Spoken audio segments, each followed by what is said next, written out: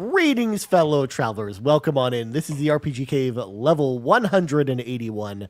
I'm one of your hosts, the level 199 Human Dark Lord, and I'm joined, as always, with the level 199 Elf Battle Alchemist, Dr. Garret. How's it going, Garret? I'm doing good.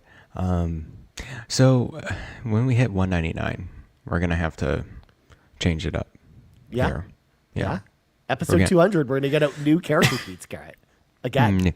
New character sheets, new classes. Are we going to change characters? Or are we just going to prestige again? How's this going to all work out? What's the lore behind the leveling up here? The problem is, Garret, if we start new characters, they're going to start at level 1. So we'd have to reboot the podcast in order to do that. Have you ever seen a character higher than 199? In an RPG before? In an RPG, yes. I've played the Disgaea games where you can get to 1,000. Oh, that's true. Disgaea games don't count. But they do count. They're technically role-playing games, Garret. They like put so many magnitudes, digits in their leveling. It's so confusing. It's like you see the stats and you're just like, it's like a pachinko machine, just of numbers. You're just doing this, Garret. You're just pulling the lever. Exactly. Maple Story, you can get up to like 250 or something like that. Okay. So that's where I was above level 199. Because usually, like MMOs, they'll do like a stat squish. So they'll usually level you to level 100, and then like the next expansion will come out and they'll move you down to like level 60 and like squish all the numbers so that you're not hitting enemies for 1,000,000 damage and then barely taking off any health on their bars. So just to manage the numbers in the back end, you know? Yeah, they gotta suppress you. They gotta equalize you. They gotta make sure you're playing the game longer. There's no insight to the MMO. So, exactly. Basically. Also, I love Seth in the chat here loving the Maple Story reference. Of course, I have to bring it in every time. Y'all talked about Maple Story before. We had a whole episode about Maple Story in our childhood with it, and it's a lot of great memories there. Yeah. It's similar to RuneScape and WoW. It's like MMOs are like just attached to you for hours and hours on end. Yeah. That's just kind of how MMOs work. But anyways, Garret, this is the role-playing game podcast, aka the RPG Cave, where we talk about role-playing games all the time, I swear. So let's get to the old housekeeping, Garret. Let's get all this out of the way. Let's do it. Of course, before we hop into the show. First of all, Garret, we have a special giveaway, it looks like. So to celebrate the full launch of the mini indie van, we're running an indie game giveaway. Fuya, of course, has got a full bag of indie games, and 10 winners will be randomly selected to win a Steam code for certain indie games. These include games like A Space for the Unbound, Thank Goodness You're Here, Little Kitty Big City, and more. So here's how you go and enter. You go to the Mini Indie Van podcast on Spotify or Apple Podcast and rate it or review it 5 stars on whatever platform you're on. You send us a screenshot of your review either on Blue Sky at Carpool Gaming or on the dedicated Mini Indie Vintage channel on our Discord. If you've already reviewed the show, do it again. Send us a screenshot that you did it and all goes good. Deadline for the entries is May 23rd. Winners will be announced on the following Monday. That's May 26th for all of those who know math. And it'll also be the next episode of the Mini Indie Van podcast. So good luck to everyone who goes and enters. So got a cool little contest over there, Garret. Pretty exciting. Cool. Yeah, that's really nice. Yeah, so for folks who don't know, the next Mini Indie Van, I'll be in it. What? Spoiler alert! We're gonna be recording. I don't know if that's. I'm sorry if that's a spoiler or surprise. So, but there you go. Well, make sure to check out the Mini Indie Van if you like Garret, because Garret will be on it. So check it out. I'll be on it. Well, I guess we're drawing the winners during that recording. I don't know. I don't know how that's going to work, but I guess you'll find out before all of us. So, of course, Seth confirms he also likes Garret. So there you go. Thank you so much. Of course, we also have new Patreon supporters over at patreon.com/carpoolgaming. That bold Aereo joined at the exclusive tier, and Toxic joining up at the exclusive tier. Shout out to our brand new patrons over at patreon.com/carpoolgaming, which we'll tell you about more later in the show. Of course, we've got brand new content over on patreon.com/carpoolgaming. Amanda's Pants episode is now live. Fuya's episode, I believe, is out tomorrow. Cool. So y'all can check that out, or Oot, as one might prefer. And then I don't know whose question post we'll put out on Monday. We'll leave that as a surprise. Mystery box. For Monday. You'll find out on Monday. There you go. We also, of course, Garret, recorded a special episode of the show, The Weather Drive, during CPG days. We now have put it up as its own show over on Patreon, if you are so inclined to go check out The Weather Drive.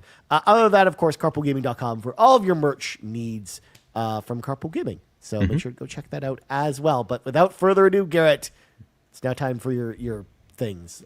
Yes. I can't in good conscience just say 3 things anymore, because it's always more than just 3 things. But we'll say the 3 things. well, Sean is really pushing for the 13 things this morning. Yeah. So I was trying to get there, but I don't want to make this, rambling too long,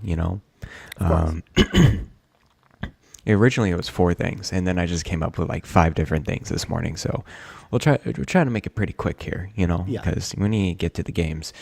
First is I'll give you a weather update of my area. Here we go. Yeah, there we go. 55 degrees. And yes, of course, that's Fahrenheit for the normal people out there. I was just about to ask, what is that in Celsius, Garret? It's probably like 11 or something like that. Somewhere around there. But anyways. 11. Well, I mean, to speak about the weather, first of all, it's actually like hotter here than it is where you live. It's like 25 degrees Celsius. Jeez, dude, 25 is pretty warm. And the best part, Garret, first of all, to translate it for you, that's 77. But the best part is the air conditioning hasn't been turned on my building and doesn't get turned on until Tuesday. So I'm sweating my butt off in here. It's very, very hot in my apartment. I see. I don't know why I thought 25 was... Oh, of course, standard temperature. 23 degrees or whatever. Yeah. I should know that's science. But anyways, 55 degrees. We're going to have a high... Oh, my gosh. A high of 65. It's going to be brisk. It's going to be windy today. A small craft advisory. All right. So... it's going to be a little windy out there. Make sure your ships are good. Oh, my God. Basically it. Ron and I basically have the same temperature, and he's so much farther south than I am. I know. It's kind of crazy. Yeah. But weatherman. Canada's a crazy place, man. It's a crazy place. But what else you got for me besides weather? The second thing is, it's pretty huge around this area. We got the Nintendo Store San Francisco now opening. This weekend is reservations only, and I definitely did not get a reservation time. Yeah. Well, I also know that like a lot of content creators got reservations this week. Yeah. Because I saw a lot of videos from that from the opening. Yeah, I'm sure they got early access and, like showing off the merch over there. So I saw IGN's video about it. I'm sure there was other videos about it. It looks pretty cool. Yeah. It's really like a couple blocks away from my commute. Like I literally take the BART and like I drop off there, and then it's just like 2 blocks left, and I'm just there. So I can go during the week anytime for you if you guys want to. I could take pictures or whatever. Yeah. But I'm gonna try to get reservations for Memorial Day weekend. The reservation slots open up the 19th. So Monday, we'll see. We'll see if I get a time slot. It's like 30 minutes. It's just I'm hoping you get it, man. That'd be awesome. Mm-hmm. It looks like a pretty cool story, like a little different than the New York City one. So yeah, because I've only been to the New York store once, and that was such a long time ago. That was like late 2010, like early 2010s, like I think 2011 or 2012 was the only time I've been there. It's quite a while ago. Yeah. Mm-hmm. So I really, really would love to go to go to a Nintendo store. In fact, it's one of those things where it's like Toronto's a big enough city where it's just like I kind of wish they would just open one here. That would be nice. They could be the one Canadian store, Nintendo store. But at the same time, I saw some of the merch prices from that store, Garrett, and it's stupidly expensive. Oh, and it's gonna be that's regular pricing for you. Yeah, well, it's like $40 American for a Metroid water bottle, and I'm just like, jeez, that's insane, dude. Yeah, that's insane. Yeah, so and I think like the figurines are like 20 USD or something like that. Well, some of the figurines, but if you want like the figurines that are like of the display characters in the store, I think they were like $40 because IGN was showing them on their video. Mm-hmm. Yeah, and it looked like pretty cool clothes and overall, yeah. I don't know if I'll buy anything specifically, but I'll check it out, see how it is. Yeah, and then third thing, I really want to play my Steam Deck more often, Ryan. I've been gravitating towards it. I love the feeling of like a handheld that's comfortable with my hands. Yeah, and I played a little bit of Elden Ring yesterday, just to, get some time in there and see if I can optimize it on the Steam Deck. It's only 30 frames, so it's not going to be as smooth as like I would play on console or on PC, but still quite playable. And of course, you got the rear buttons on the back, so a little bit more functionality with Elden Ring. Yeah. I don't know. I'm feeling it. I'm trying to just dabble with it for sure. I'm also kind of surprised you're not waiting for the Switch 2 version of Elden Ring. Oh, I'm definitely not looking forward to the Switch 2 version of Elden Ring. I mean, it's probably going to be very similar to the Steam Deck version, honestly. It's probably going to be like 40 frames. Yeah. Or something like that. Or, I wouldn't put it past them to really optimize it on Switch. Yeah, like I actually don't think it's going to be that like as bad as most people are thinking. Yeah, no, it's gonna work. It's gonna work as much as well as Dark Souls on Switch. Yeah. Well, again, the comparison I would use it to is like it's probably gonna be as good as the Series S version of Elden Ring. Mm-hmm. Yeah. No, that seems about right. Anyways, that's Steam Deck for you. Thing number 4, I watched a Studio Ghibli movie last night called Only Yesterday. Ever heard of this one, Ryan? I have not. There's so many Studio Ghibli movies I have not seen. Yeah. This is not a Hayao Miyazaki movie, though. This is Studio Ghibli based on a graphical novel. It came out in 1991 in Japan, but it recently got, like 2016, in the U.S., in the West, with voiceover. So, really cool movie. It's about a woman talking about her childhood and like the interactions in like Japanese schools in the 60s. Really, really cute movie. So nice. There's that thing. Next thing is Souffle is always crazy in the morning. I'm not pointing the camera towards her. She's like bundled up now, being super cute on the bed. Aww. But this morning she just wanted to like bite my hands off. Like just, just like, She is a very playful little thing, so just wanted to shout her out. At least she's doing that before the show. She's like, all right, I'm gonna get all this energy out of the way now, because the RPG cave is coming up later today. I don't want to leave Garret alone. She knows me telepathically. It's like when I'm down here sitting down on a microphone, it's like, I guess I have to lay down here on the bed. As you said, get all the energy out in the morning. Yeah. So I can record with you later on. So next thing, Sean playing Doom this morning makes me want to play Doom. Interesting. I mean, it looks cool. It looks cool. Now, I'm not a big Doom fan. I like, it looks cool. But fast paced. I never played too far into Doom 2016 or Doom Eternal. Okay. But I want to give it a shot. Like, it looks fun. Every time I see someone playing Doom, it's like, that looks fun. But when I play, it's like, I mean, it's fine. I don't know. That's just how I am. What do you think about Doom, Ryan? I love Doom. Especially Doom 2016. That was like one of my favorite games that came out in 2016. And Doom Eternal I liked, but not as much as Doom 2016. So I'm excited for this one. I was a little like less excited about it going into it because they talked about the idea of you being like a slower, more like tankier character. And I loved, and one of the things I loved about Doom 2016 was how fast paced it was. So hearing them talk like that, it's like, oh, well, that's actually makes me less excited about the game. But then, once I saw reviews and other people playing, I'm like, oh, okay, it looks cool. But yeah, I mean, I've had it for a bit now and just haven't really had time to play it. So, and all of that too, I'm also kind of playing, instead I decided, Garrett, I'm playing my tournament bracket game that happened during CPG days, which is Kirby Returning to Dreamland Deluxe Edition.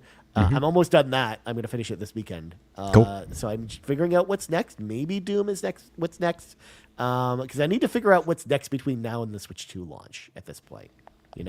Switch 2 launch coming up, man. Yep. 2.5 weeks. June 2nd or 6th? June 6th. It's 6th. It's okay. like the Friday of that week, essentially. So. But what are you gonna play on Switch 2? Mario Kart. It's gonna be Mario Kart. Yeah. Okay. Mario Kart. But cool. that's number one on the list, Garrett. But I have other options. I also am thinking about booting up Pokemon Scarlet and Violet because if you saw this week, they posted all the updates are going to be for all the Switch 2 free update games on day one. Pokemon Scarlet and Violet are not only going to be displayed at an increased resolution, but they're also fixing the frame rate, it says. So I am actually very excited to actually go back and try that game again and see how that actually functions properly. But yeah, there's a couple other games like that are getting free updates that I'm excited about playing for the first time, like Link's Awakening. I never played the remake of Link's Awakening, and I heard the frame rate is just like all over the place for that game. But one of the things they talked about with the free update for Link's Awakening for Switch 2 is it's going to kind of curb that a lot. Or even Tears of the Kingdom. I never played Tears of the Kingdom. My copy is still sealed in the other room. So we're going to have that Switch 2 version day one. So even though I can't buy games until July 1st, Garrett, I think there's going to be a lot for me to play on my Switch 2 probably all next month. So you're definitely ready for that Switch 2. Looks like a lot of improved versions. Xenoblade Chronicles X getting that 60 frames. Yeah. That's a game I'm going to buy before the end of the year anyways, because I loved it on Wii U. So I'm definitely going to make sure to play that one. Then, that when I can buy games again in July, that's when I'll pick up Bravely Default, Donkey Kong, and a bunch of other Switch 2 stuff. Cool. Yeah. I'm excited for Switch 2. I can't wait. I'm most excited for Donkey Kong Bonanza. Yeah. For sure. Like whenever I get to the Switch 2, that's the game I want to go for. It was really fun at the preview event that I went to. So I think it's going to be a pretty good game. So yeah. I'm like one of the dozens of people that enjoyed Donkey Kong 64 at the time because I was a child that didn't know any better. I didn't know there was superior 3D platformers, or I didn't really play Mario 64 or anything like that. I just loved Donkey Kong Country, and so I was into Donkey Kong 64. But looking at it now, Donkey Kong 64 is a mess. Yeah, it's really a mess. So Bonanza looks fun. Because that's the thing. Like, I don't like Donkey Kong 64 because I played it much later in life when I'm used to good, like, normal video games. So it's like normal video games. Like, if you didn't play that game when it came out, like, you would never probably get into it. I think. Like is that coming out on Switch Online? I don't know. They haven't announced anything. Well, it may be. Oh, it's not on the 64 route. Okay. It's not there yet, and they haven't announced it. So I'm sure that one's going to be on there eventually. Oh, and the other thing we'll have day one that I'm going to play GameCube games. especially Wind Waker, because you've never been able to invert that game's controls before until now. So like, I'm finally gonna get it. It's just like sit down and like really play it. It's gonna be Wait, so you can invert it in the GameCube, Nintendo Switch on? Yeah, you could. Right? You can, because you can't invert it in the original game, and then when they brought the game to Wii U, you couldn't invert the controls there either. But because they built into the Switch GameCube menu system the ability to invert the controls for any game. Are you gonna get the GameCube controller? I already have it pre-ordered. Oh, you have it pre-ordered. Nice. Yeah, because they just released pre-orders for that. You know, like over this last week, I think. Yeah. Nice. I still have my adapter, so I can plug the USB to my GameCube ports and then plug. I don't actually know if that works. I think they were. I think they confirmed that works. Okay. For GameCube. Okay. I was gonna say, because I wish I had one of those too, because that would be so cool to play with the OG controllers. But I think they said that, but correct me if I'm wrong. Yeah. Please. But that'll be a much later problem for me. Of course. Because I ain't bothering with Switch 2 this year. Yeah. Like, I only am because I think that it's gonna go up in price, and I'm just like I might as well just buy it now. I understand. And tariffs or world economy in general. It's not just that. Just even before the Canada, tariffs here in Canada, like the prices have only got up on consoles even before tariffs. So my Xbox is worth $100 more than when I bought it 4.5 years ago. my PlayStation 5 is worth like $200 more than it was when I bought it. That's insane. Yeah, which is just funny to think A about. Series X 2 terabytes more expensive than a PS5 Pro. It's just, It sure is. it blows my mind. Although it sounds like Sony's gonna probably raise their prices soon too. So Yeah, only a matter of time. Inevitable. I thought my favorite thing, Garrett, was Nintendo did like a thing for investors recently where they talked about how the game prices, their console prices are, probably going to go up in like after the launch window of Switch 2. So, Yeah. Well, I should probably get a Switch 2 in Japan because that's where it's the cheapest. yeah, but it's also region locked to Japanese games. It's region locked. Yes, I know. Yeah. It sucks. You'll just have to play everything in Japanese, I guess. I gotta learn Japanese, I guess. Yep. No big deal. Google Translate, Yep. I'm still gonna go after a 3DS over there. We'll see what my chances are. And if I don't get it, that's fine. I'll just walk around toward temples left and right. Just hang out in Japan because Japan's And a cool eat place. food. Yeah. All right. All right, I know you had 2 more things, right? Last thing. Oh, 2 more things. Yeah, very quick. Sean and I are wearing the same shirt. He has the pink one. I have the gray one. Got the little Bobby Summer. Amazing. Going. It's getting into the summer, man. Getting into the summer season. I wonder what Bobby's playing in this. He has a little controller there. It could be anything. Probably Super Mario Brothers. Also, Summer Game Fest is happening soon, Garrett. It's in like 3 weeks goodness. as well. So, like, it's the same week as Switch 2 and Final Fantasy Cross Magic the Gathering. It's going to be a busy week. I can't believe it's already here. Like, just yesterday it was Christmas. Yeah. Like, that's what I feel. Time just flies when you're just busy, I guess. Anyways, the last thing, Blueprints is taking over my life. Yeah, of course, everyone's raving about Clair Obscur, and I'm over here, like, trying to solve the Da Vinci Code with Blueprints. So, I'll talk a lot about that on the Indie Van, let me tell you. Nice. A lot. Nice. I'll go really in depth. Yeah, people are really liking that game. I know, Bowser and Fee both liked it too. So, you're in good company, my friend. In terms of game design, it's probably a masterpiece. In terms of game design, in terms of logic, Right. it's probably a masterpiece. Yeah. Just letting you know.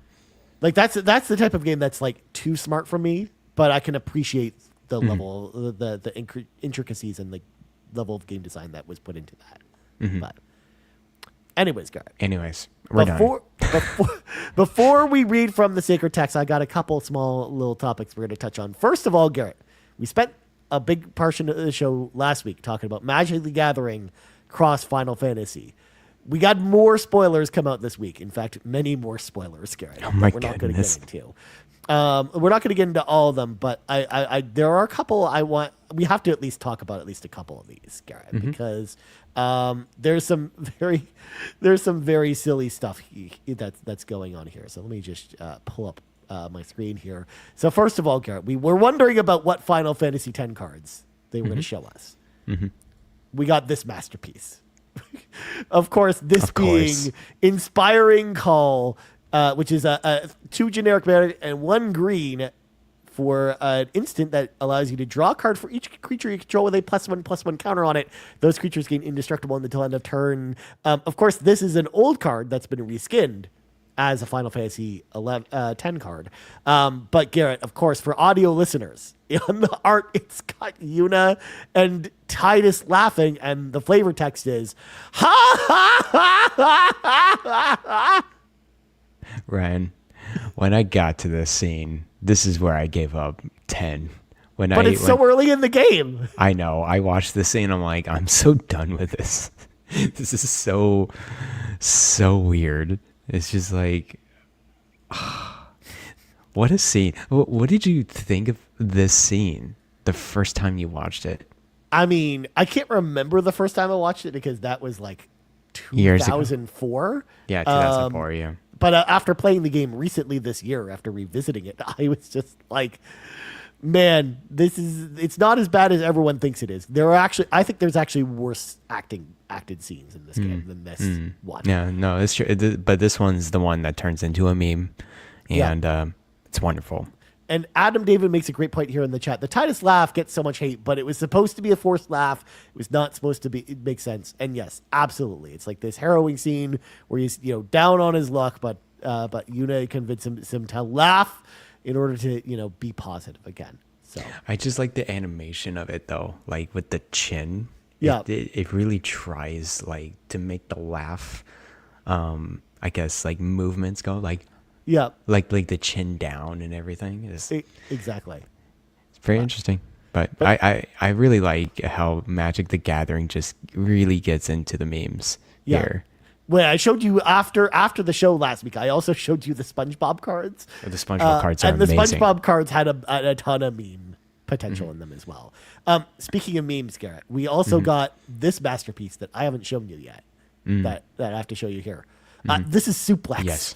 This, I remember of course, is from the famous scene from Final Fantasy VI where your characters are up against the Phantom Train. And, of course, Suplex is a 1 generic and a red. For a sorcery, choose 1. Suplex deals 3 damage to target creature. If that creature would die this turn, exile it instead, so remove it from the game. Or exile target artifact. And the art, of course, is, from Final Fantasy VI where... it's the famous suplexing of the train. And the flavor text is, the time has come to put my training to use. That's amazing. Yeah. I think there's some people at Wizard of the Coast that just definitely know what they're doing. Yeah. They just 100%. So they know how to get their audience. They understand their mindset. They know how to be creative and playful. It's good stuff, man. This is very, like, even me, not a Final Fantasy fan and don't know the reference. This is hilarious even to me. You just have to know a dude suplexes a train. That's it. That's all you need to know. That's amazing. He picks it up and just over his head. That's the card.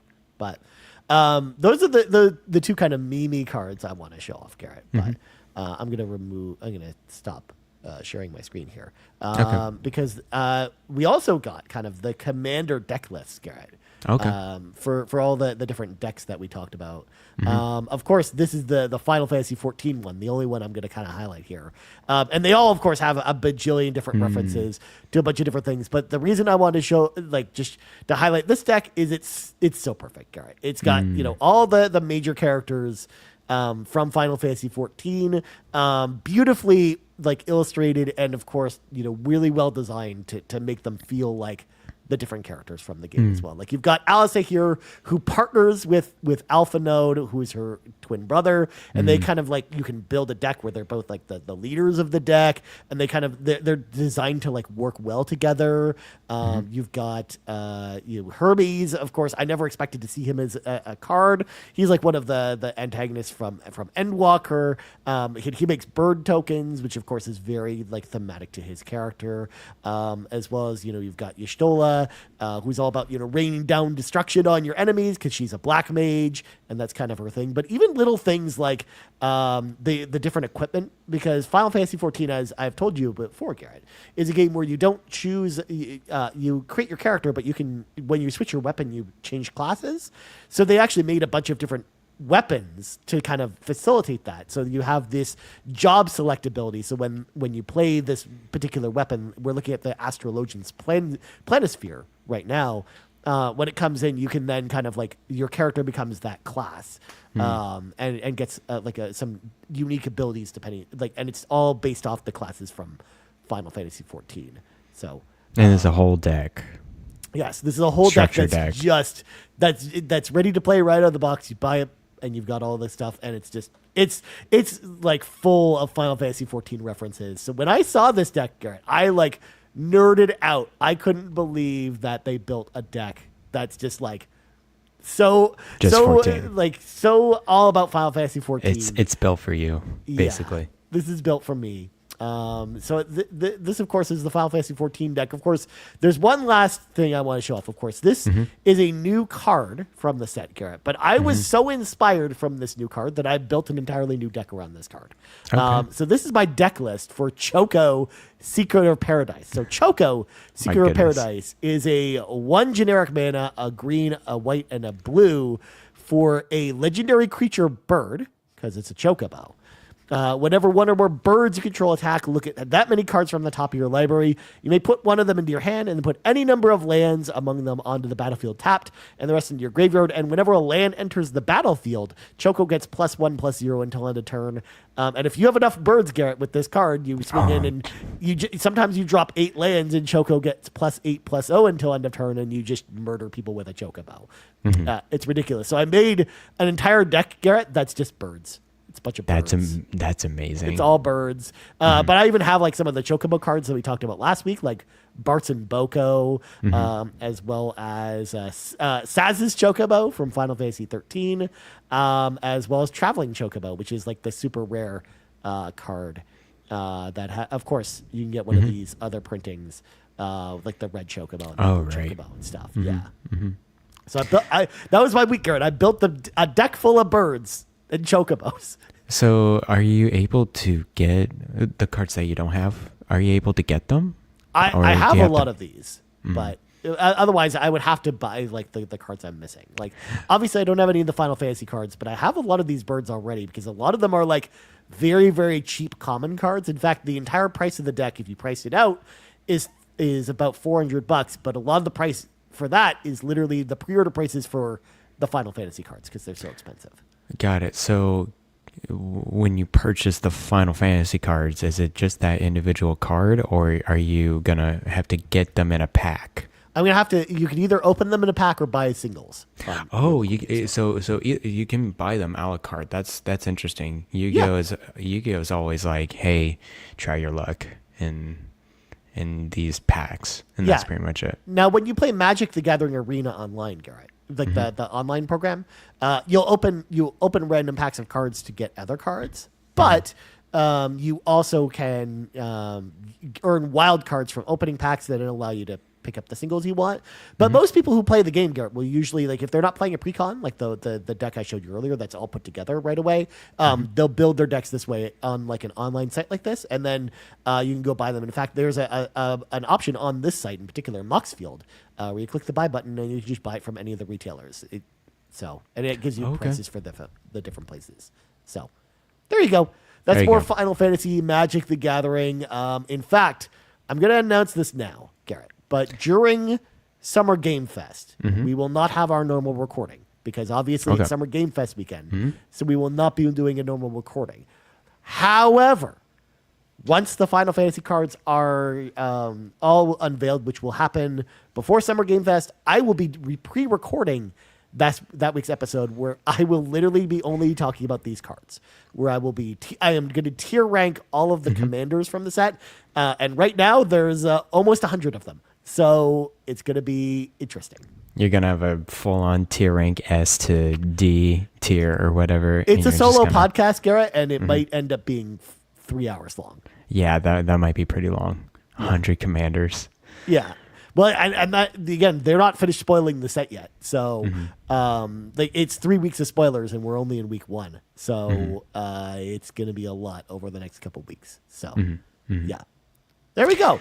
Interesting. More Final Fantasy Cross Magic the Gathering. But now, Garret, real quick, let's talk about what you've been playing. Sure. Because I know you've been playing Expedition 33 a little bit and Bravely Default. So tell me about them.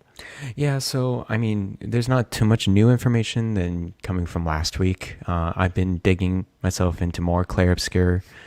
I'm only like 6 hours in just because, again, Blueprints is taking over my life. I have to do at least one run. Blueprints a day just to, make sure I get my puzzles into place. But yeah, man, Clair Obscur is a really fun game. I suck at the pairing. Like, I'm pretty bad at it. Yeah. I keep missing it. The timing of it's pretty tight. And so I have to be pretty creative when I'm getting to these battles. So it's still manageable for me. Like, I'll get pairing like 50% of the time against these movements. But when you're, facing a boss, is like you better be prepared to parry, to dodge, or else you're gonna get destroyed in your party. But yeah, man, so far so good with Clair Obscur. I don't have any any complaints about it so far, other than like I do get somewhat lost a little bit within the map, just because there's no mini map within the closed areas, but also like the landscape is beautiful, but it's pretty homogenized in a sense that like I don't know which way is the correct way when I'm like looking around, and I'm one of those people that likes to look at everything. So yeah, very similar to like other RPGs. If you go off in certain directions, you'll find new abilities, new what they call pictos and weapons and so on and so forth. But I get quite lost, and I have to like really memorize it. Very similar, like a Dark Souls game. Like I have to memorize the level design a little more, so I can go to the right direction. Basically, yeah. I heard they did an update with some kind of map to it. Oh, really? Okay. But it's not I don't think it's a mini map, but I think there's like because I think people were talking about it in the Discord in like the PC chat actually. Oh, okay. I may have to check that out. Yes, actually, I see Sean. I think posted that there was a map. Oh, well, I thought that was Star Wars Outlaws. Maybe. Maybe that is Star Wars Outlaws. I don't know. For some reason, I thought that was. No, there was a new update with Star Wars Outlaws that has better maps or something like that. Well, forget I said anything at all, Garret. Yeah. I take it all back. I don't think they're intending to add a map to, which is fine. I think that's okay. I'm just letting you know I'm getting a little lost, which whatever. Yeah, that's the type of game that it seems like if you spend too much time away from it, it's gonna be hard to go back to. Mm-hmm. What I love most about this game so far, other than the tone and the story is really cool, but the music is just so spot on. Yeah, it's so good. Like going into different areas, going into different battle sequences and the world map. It's just it really hits really well. And to the point, I'm listening to the soundtrack at work. I'm just like, okay, yeah, let me get into like the when it's like into the water area of Clair Obscur. Oh my gosh, there's a couple songs in there. It's very good. So, anyways, nice.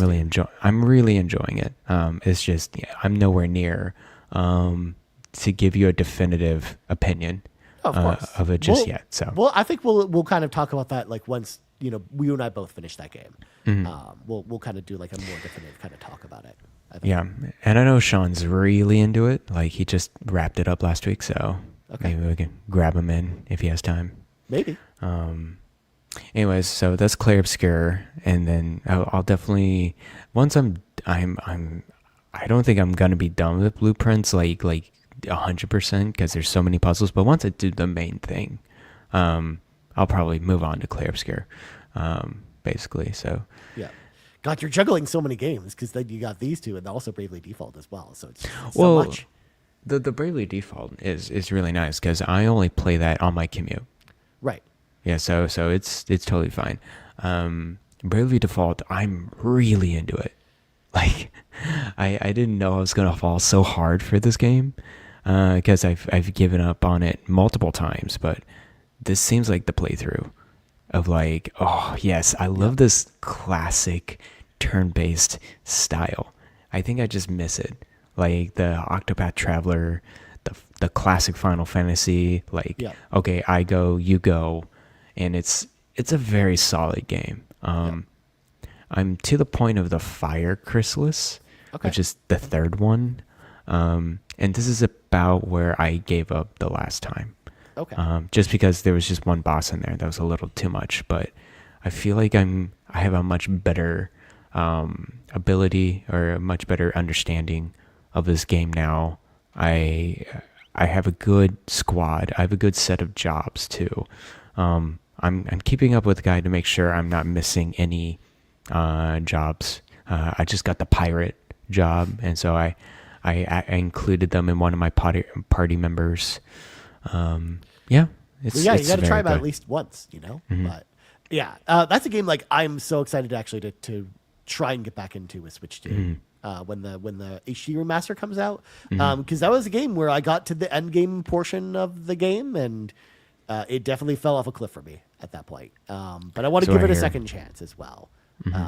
So yeah, like I'm glad you're enjoying it, man, and I can't wait to hear more. And you made a good kind of comparison between it and Octopath because I think those games are very, very similar in their play style. Definitely, like play style wise, like it's very just traditional, like turn based. You go, I go. It's that type of mentality. Of course, you got the Bravely Default system. Yeah. But again, it's not so different from like the system that's in Octopath as well. That's true. It's very similar. So it's a good game, and I can't wait to hear people play more on Switch 2. It looks very pretty, for sure. On much brand new, fresh coat of paint on that. So really cool. I'm just excited for the characters to finally have feet. And we'll see. Wait, did they actually have feet? They actually have feet in the new version. Oh, okay. Yeah.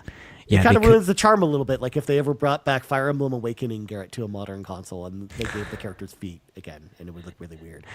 So I guess in 3DS they cut them off. Yeah. Yeah. Oh gosh. Cut them off. Yeah. That's a thing that happens with a lot of 3DS games. Yeah. They handicap them, and basically the bottom screen it's really a blank screen. Yeah. Doing those cutscenes, it's pretty funny. That's why it's going to be. I think it's going to translate really well to like the home console, where it's just like you're literally missing no really functionality at all. Like zero functionality. Yeah. It's pretty funny. Anyways, that's what I've been playing. Cool. So yeah. Well, now Garret, it's time to read from the sacred texts. Because it's time for our, the shorter topic of the show. I kind of wanted to do like 3 kind of smaller topics this week. But the reason I wanted to revisit this topic, Garret, is first of all, this is a topic we've talked about on the show before.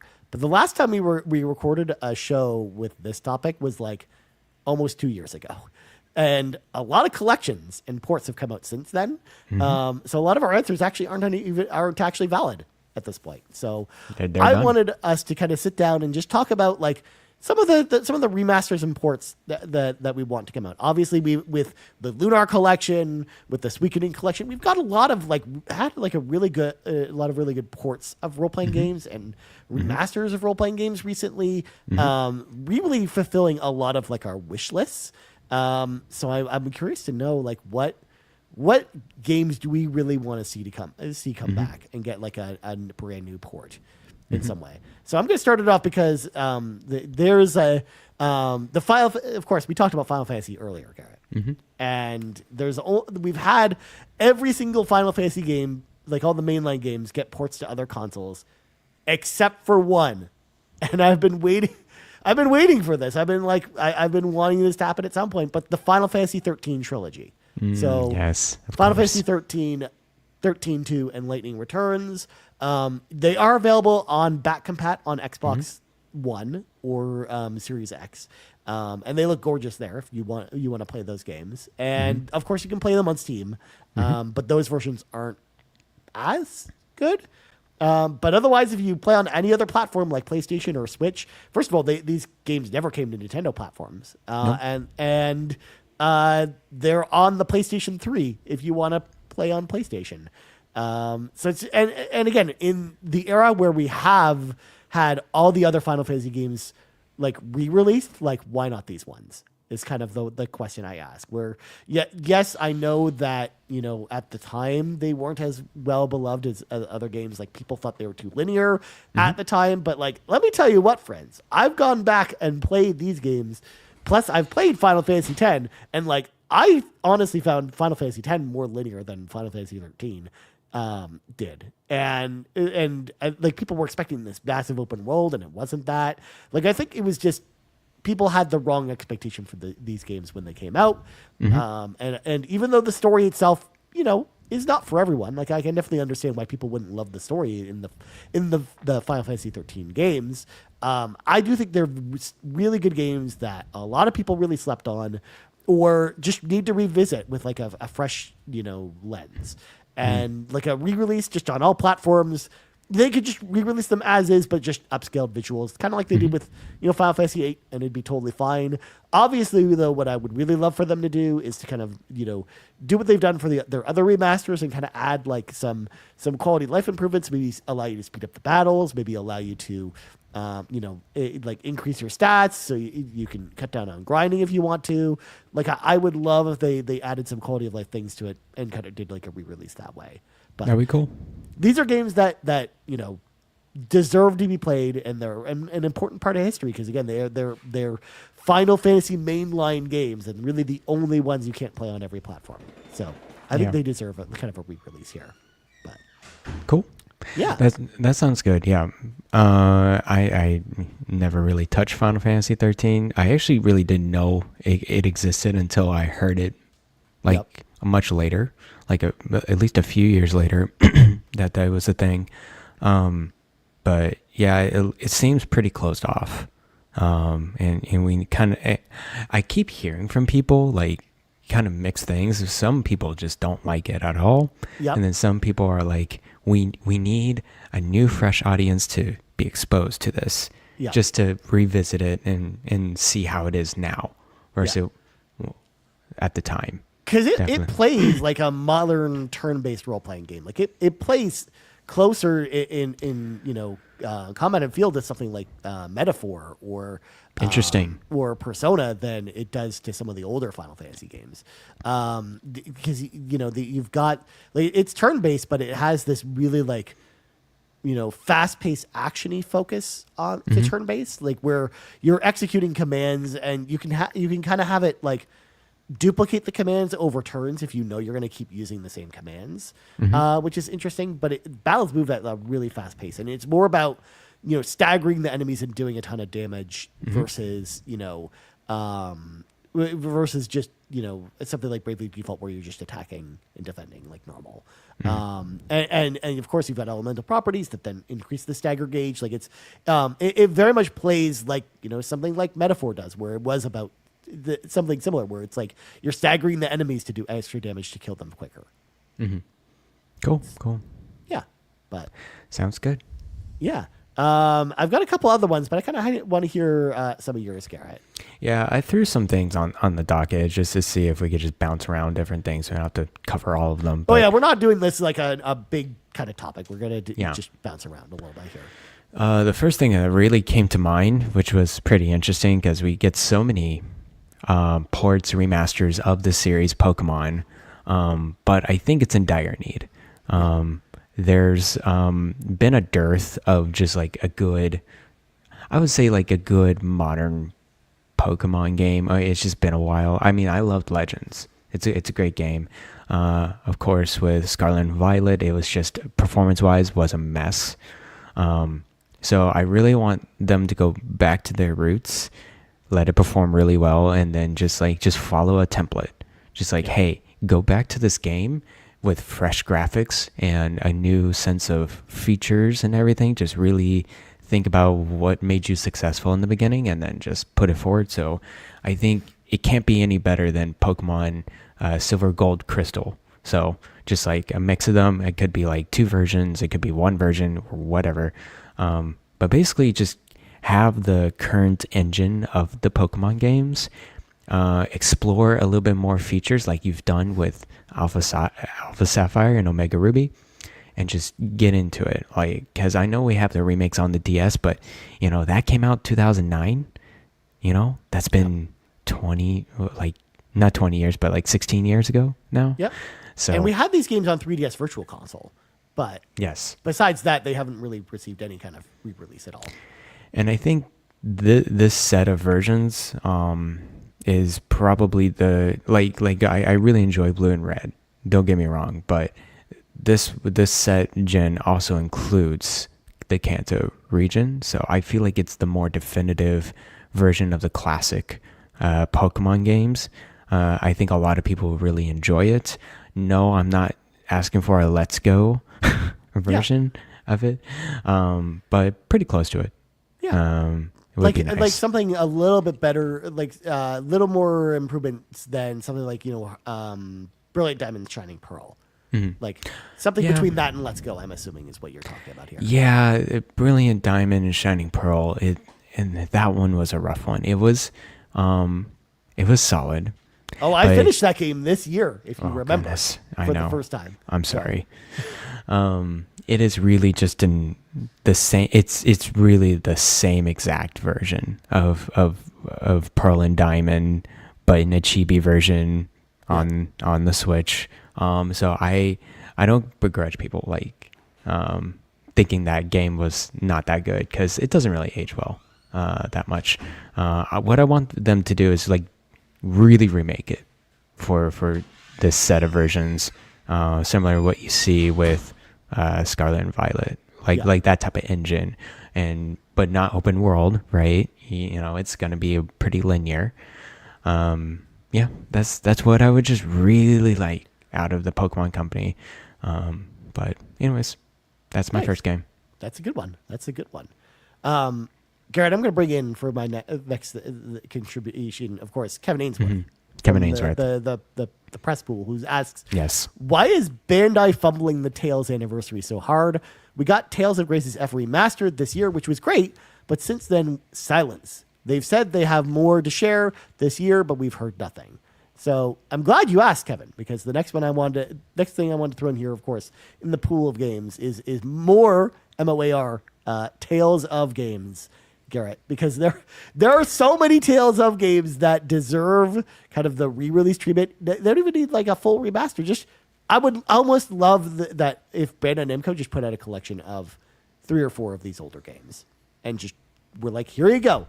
You can go buy these, go play them. Mm-hmm. Even if they're like in their original state with, maybe some up-res visuals. That's probably all a lot of these games need. Whether it's Tales of Fantasia or, Tales of Xillia or a bunch of other games. Like, God, there are so many Tales games we're missing. Honestly, the one I would love to see the most, Kevin, is Tales of Rebirth, which is a PlayStation 2 Japan-only title that never got an English translation, but I think it's actually one of the better games in the series.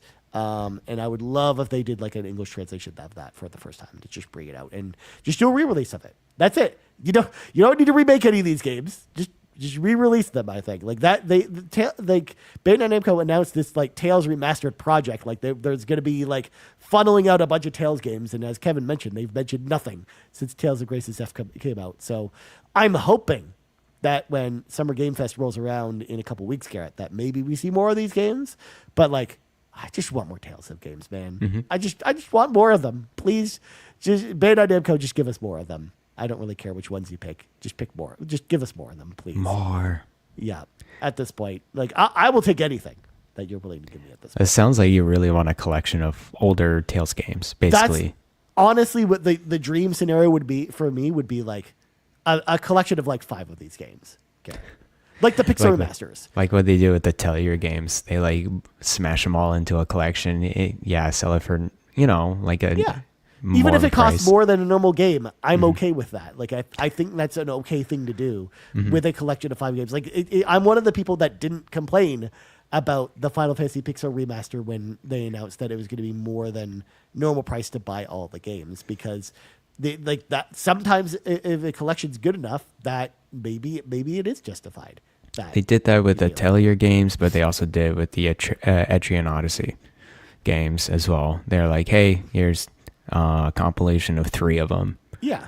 And it's going to be like 90 or like bundled. You're going to save, but like you can also buy them a la carte, individual price. So yeah, because not every Tales of the Game needs like the big kind of like remastered treatment that they've been doing with some of the games. Like you save those for the the bigger Tales games that are missing, but like a lot of the older ones like Tales of Fantasia and stuff, like you don't need that. Like I think if you just almost did what Square does with the older Final Fantasy games, where they just released the PlayStation version as is with slightly updated graphics and like new quality of life features.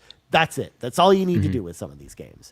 And I think that's totally serviceable. So I wish they would explore the scale a little bit with some of these, Garret, rather than doing like once per year we get one of these games, or once every 2 years is kind of the pace they're on right now. So I would love to see more of that. But cool. Yeah, more Tales of games, please. More Tales of games. Anytime, Bandai. You have to get on the same level as Trails games. Yeah. Really, I almost wish they would. Like, I look over at the Trails of series, Garret, and even though I'm not super into it, like, I'm so jealous that they got a complete set, man. They're putting in the work. Exactly. Yeah. Well, even like the Ease games, like all the Falcon series are are like that. Like, Ease, like we just got a new Ease re-release this year. Of course, being Ease 3. So, yeah.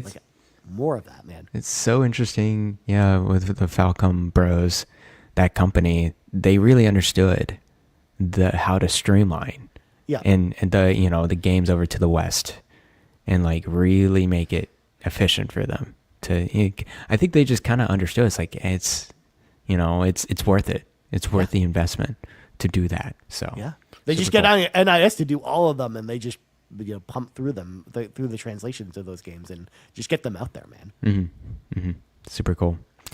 So here's another game. Of course, you would 100% agree that that would be super cool to have. I'm already looking at it. I'm like, yes. I don't know. I'm gonna surprise you. It's not even on here. Oh, interesting. I'm gonna say Zelda 2. I know we've been mentioning about it. Of course, I played it through this year on the good old NES version, of course.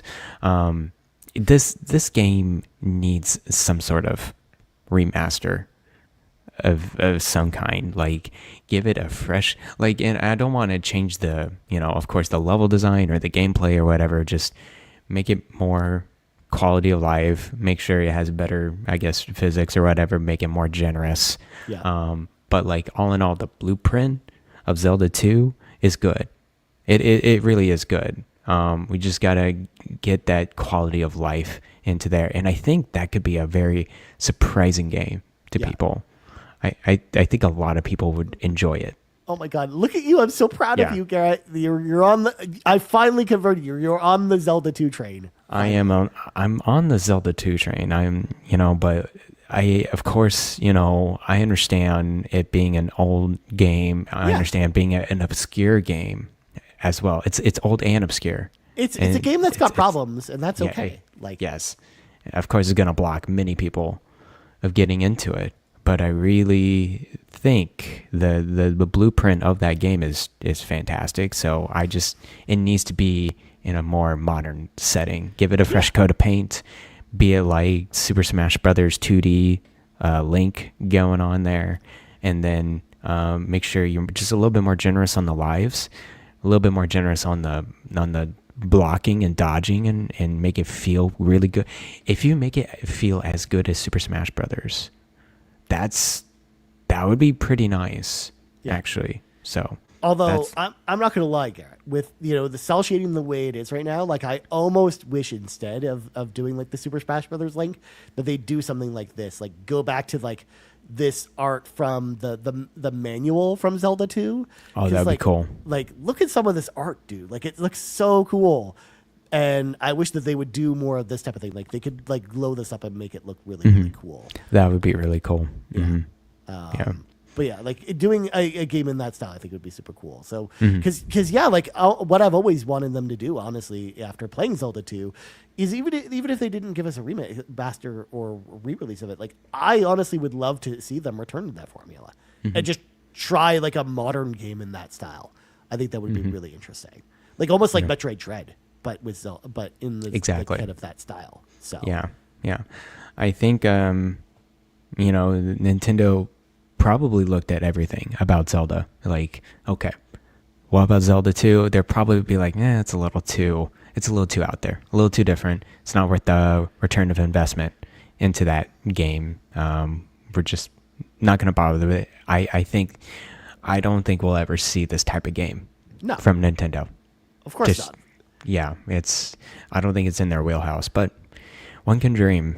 Yeah. I mean, we've seen crazier stuff before, though. So I mean, you never know. They could, go back to this wheelhouse a little. Yeah, didn't they bring back what Tamagotchi or whatever? Tamagotchi Life is coming back. Yeah. Tamagotchi Life. Yeah. Garrett, I'm going to kind of quick fire the last couple I had on my list. Yeah, quick fire. Yeah. Xenogears, of course. Monolith Soft, Square Enix. This is the type of game that I would just beg for just a normal like PS1. Like re-release of it, kind of like what they did with Final Fantasy 7 or 8. I think it'd be super cool. And then Grow Lancer, which of course is a PS2 series. It's kind of a spin-off of the Landgrester games, and they're like really good like turn-based role-play games on the PlayStation 2. Cool. So I got those, and some of the other ones I picked are also on kind of your remaining list as well. Gary. Yeah, so I'll let you travel through them. I'll quick fire here. Well, the one thing I think you were mentioning is Knights of the Old Republic, KOTOR. Yeah. I would really like that just because I haven't played it. I'm a big Star Wars fan. And hearing from Sean, I would like to get a little bit more updated, modernized version of this game. Give it to Larian Studios. Don't let Saber mess with it. Saber's not meant to play. No, just Aspire. Bring it back to Aspire, man. Oh, please, God, no. That would be even worse. Larian would be great, or any other studio that can handle that type of game would be fine. Just Saber is not it, man. It's not the studio that should be doing this, but we'll see how it goes. The other quickfire here, of course, I think we mentioned this in the previous episode, or the previous time we did this, because, of course, it's pretty obvious. Chrono Trigger is a big one. Not necessarily like a big remake or whatever. It would be nice to see how they could do a 2D HD art of that. And then, of course, Fire Emblem, some sort of classic Fire Emblem game, because I loved Shadow of Valencia on 3DS. I think that's still, other than Awakening, that's my favorite Fire Emblem game. Yeah. So. And it's one of those things too with Chrono Trigger as well. Like honestly, I don't even think they even need to do that. I think if they just I don't think they need to do that either. Yeah, I understand. The quality of life improvements, I think it'd be fine too. And more Fire Emblem games like some of the older ones getting retranslated. I think it would be really cool. At least we've got Switch Online for a lot of the Fire Emblem stuff. So that's true. Like we just got the 2 GBA games, and we're getting Path of Radiance.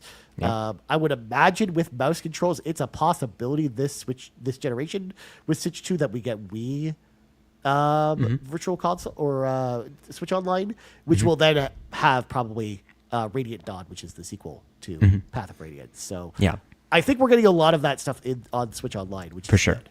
Yeah. And then KOTOR, I agree with that. In fact, like we got the re-release of KOTOR on Switch, but it never came to other platforms. And like PlayStation users have never gotten that game ever, which is just hilarious to me that the remake was going to be exclusive to PlayStation. Yeah, no, that's that was so weird, wasn't it? seeing it being in the opposite end of the platform, and oh god, they were supporting Aspire. Yeah. I wonder what they're going through their head with the Sony execs going to the update meeting with Aspire. It's like, okay, what is this looking like? Ooh, I don't know. For folks who don't know, Aspire is the one that's been porting all the classic Star Wars games. And they've been doing a bang-up job of it, right? Like, nothing went wrong with that. Absolutely nothing went wrong with those games. Yeah. A bunch of ports or a bunch of, what was it, internet connection? And then, yeah, some stuff was really messed up in certain well, especially games. like Battlefront in particular. Like, that game didn't even work. It was multiplayer that was infamous. only. Yeah. Yeah. I remember that. But all right, so those are our wish lists. Let's real quick get to our community questions, Garret. We got Nagashaku says, which game is better, Paper Mario: The Thousand Year Door Remake, aka One of the Goats, or Bug Fables? The community needs to know why it is Paper Mario: The Thousand Year Door Remake. So I've never played Bug Fables, and I've only played Paper Mario: Thousand Year Door Remake. So I guess by default it's Thousand Year Door Remake. I guess I have to agree because I haven't played either game, Ryan. So there we go. Nagachaka, it's sort of interesting hearing the feedback of the remake of Paper Mario: Thousand Year Door, because you got the one side, it's like, oh my gosh, this is the best turn-based game ever. Like I hear it's like the top like cream of the crop best turn-based game. And then when I hear other folks trying to get into this one, they're like, this is actually pretty rough in terms of pacing. That's what I'm hearing. I hear Bug Fables is great though. A good little indie game. I've had it on my Switch for the longest time. I just never gotten around to it. But it looks very cute. You know what? I don't want them to go head to head. I just want them to live in harmony. That's what I want, Nagachaka. I think both can exist. Yeah. At the same time. Both can be fine. You know, why not both? Like that little GIF of that girl from the taco commercial. Exactly. But all right, last question comes to us from MKENN10 or McKen10, who says, "Am I the only one scratching my head with Avowed's roadmap? The addition of custom map markers should have been there at launch, but my real question is, are we digging what they did with this arachnophobia safe mode? Don't get me wrong, I love Avowed, sunk almost 100 hours into it, but I mean, I don't think this mode looks good." So, Garret, I didn't know this even existed, but there's an Avowed update roadmap that looks like this. That's so it's so weird, man. It's a very weird thing. Like, just like reading this, it looks like it's pretty minimum. It is. So that's good. They're not like really investing into this. Maybe their argument is, we got to make sure people know that this game still exists in some way. Let's make sure to do some small little tidbit updates so we can make this announcement about Avowed in the summer, in the fall, to remind Game Pass owners that they can play this game. Yeah, I think that's basically what the approach is. But yeah, it doesn't really move the needle at all. Yeah, I think the biggest update and coolest thing I think from here is the keyboard and mouse support for Xbox. I think that's interesting. They didn't have it for for Xbox. I see. Yeah, okay, for Xbox, that makes sense. For console specifically. Yeah, I think that's interesting that you have mouse and keyboard supports for consoles. But other than that, you're like, advocates are kind of right, where it's just like, this is fine, I guess. But you're right. Like, I think this is going to be great if you decided to hold off on playing Avowed, and then you're going to play it this fall after the third update's out, and it's going to have all this extra stuff on it. It's so weird. They're adding NPC abilities and behaviors. They're adding like active. Oh my gosh! Like new armor, cooking and crafting improvements. Photo mode is coming this fall, Garret. New game plus, type. So the game just doesn't end after you roll credits on it. So powers, things like that. Yeah, like a lot of new character presets. I don't even know what the heck that even means. New character presets? Yeah. What is it? Yeah, I don't know what that means either. Yeah. So I mean, it's fine. Let them do this. I think, and again, it's the approach of like, hey, we're still here. We're gonna give you very minimum little effort updates, so we make sure you, the Game Pass owner, knows that this game is still here, and that's it. Also, I love this from Rybo. Write it on the box, quote, "It's a game you can play." Quote, Garret play. I have never been so confident about my review of a video game other than that thought for about it's a game you can play. Yeah. Sure. I mean, the more time has gotten away from that game, the more I'm just like, man, that was a game I played and it was fine, I guess. I forgot, like you know, like being even fresh out like a month later, I'm just like, I forgot what I even did. Yeah. Other than just went around and, you know, I felt it felt very Borderlands to me, actually. And I should have gone with that mentality where I'm going in and I'm just having a good time playing the game. Yeah. In a first-person style. So. Yeah, because the story was just like, it's just fine, I guess. You do stuff. Yeah.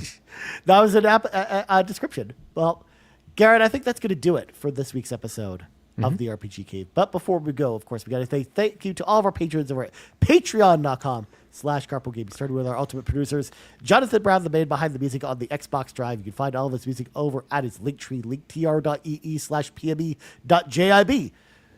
Lee Navarro, the fearless leader of the Phoenix Overdrive Extra Life team. Of course, you can always find them over at phoenixoverdrive.com. Rebecca Ruben-Navarro, Smokin' Joe, and Technical Michael, who says, whether you're Kevesi or Agnian, you're a Xenobabe at heart.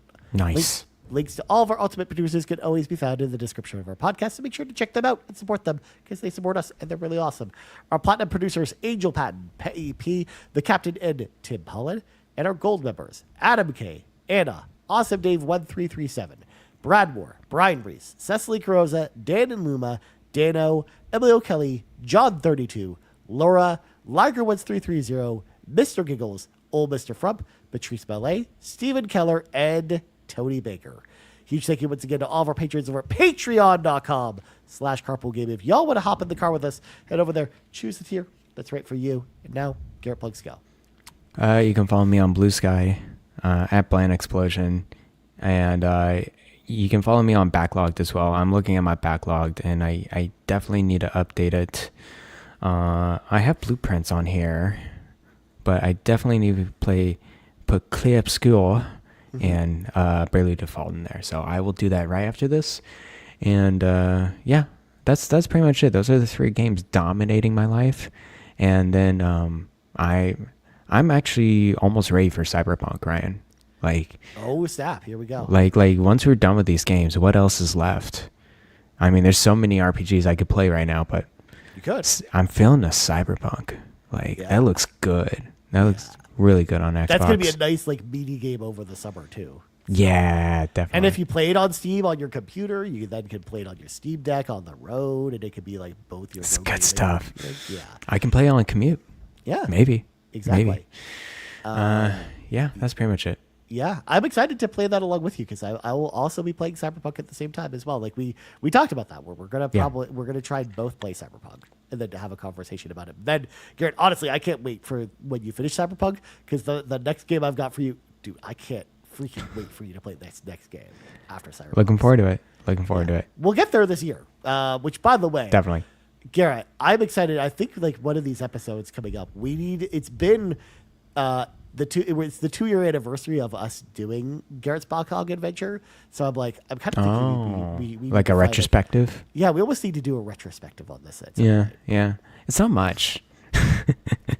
Not many games there. Yeah, there's some games. Yeah, there's some games there. But maybe we'll do that after when we do Cyberpunk. But yeah, let's do it after Cyberpunk and just do a whole retrospective of what I played in the backlog. Yep. Adventures. As for me, you can always find me in the Discord at Ryan Turford. You also find me on backlog.com, also as Ryan Turford. I also need to update it because I haven't logged that I'm playing Kirby. But that's really the only thing I've been playing. I've honestly been watching a lot of movies lately and playing World of Warcraft. So cool. That's just, that's life, man. What's going on over there. That's just life, man. That's how the cookie crumbles. So for Garret Bland, I'm Ryan Turford. This has been the RPG Cave level 181. Yes, only 19 more episodes until episode 200, and we're out. Bye-bye.